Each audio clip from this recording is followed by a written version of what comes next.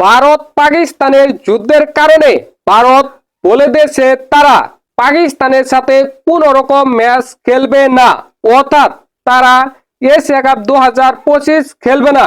ওই সময় এমন একটি পরিবেশ তৈরি হয়েছিল যে ভারত যদি এশিয়া কাপ না খেলে তাহলে এবারে এশিয়া কাপ আয়োজন করা হবে না।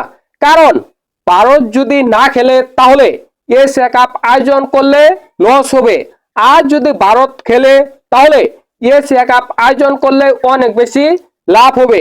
এই কারণে ভারত যদি না খেলে এবারের এশিয়া কাপ আয়োজন করা হবে না, এমন একটি কথা চালু হয়েছিল। কিন্তু এই কথার কতটা যুক্তি রয়েছে? ভারত কি আসলেই এশিয়া কাপ 2025 খেলবে না নাকি খেলবে? দেখেন, এশিয়া কাপ 2025 সেপ্টেম্বরে হওয়ার কথা 8টি দলে।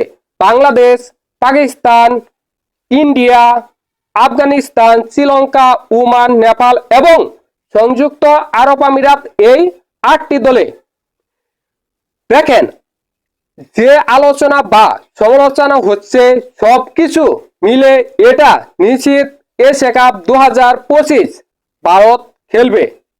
কিন্তু এশিয়া কাপ আয়োজন ভারতের মাটিতে নাও হতে পারে। সেক্ষেত্রে এশিয়া কাপ হতে পারে শ্রীলঙ্কা বা সংযুক্ত আরব আমিরাতে।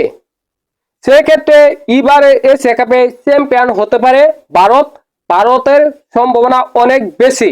আর যদি ভারত এশিয়া কাপ 2025-এ অংশগ্রহণ না করে সেক্ষেত্রে কি হবে?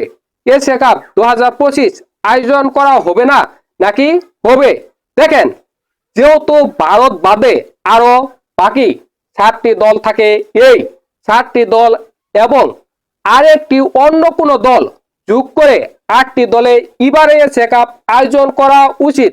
কিছু লস হবে, কিন্তু ইন্ডিয়াকে দেখিয়ে দেওয়ার উচিত যে ইন্ডিয়াকে ছাড়া এশিয়া কাপ আয়োজন করা সম্ভব, ইন্ডিয়াকে ছাড়া এশিয়া কাপ পরিচালনা করা সম্ভব। সেক্ষেত্রে এবারের এশিয়া কাপ অন্য একটি দিকে মোড় নিবে। এশিয়ার বাকি দলগুলো এক্সট্রা শক্তি পাবে।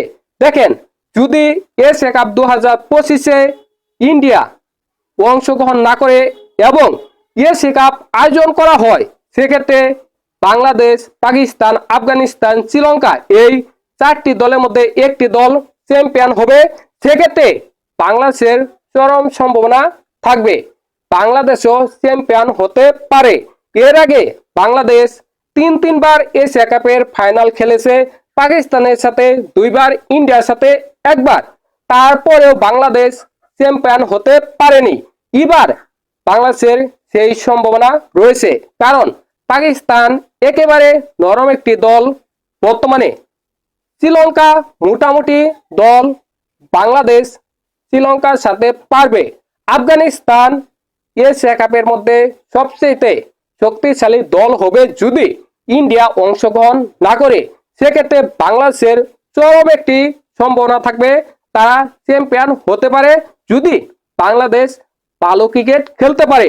দেখেন, এবারে এশিয়া কাপে ভারত অংশগ্রহণ করবে এটা বলা যায়। আর যদি অংশগ্রহণ না করে তারপরেও এবারে এশিয়া কাপ আয়োজন করা উচিত এবং আয়োজন করবে এটা আমার মনে হয়। আপনাদের কি মনে হয় অবশ্যই কমেন্ট করে জানাবেন।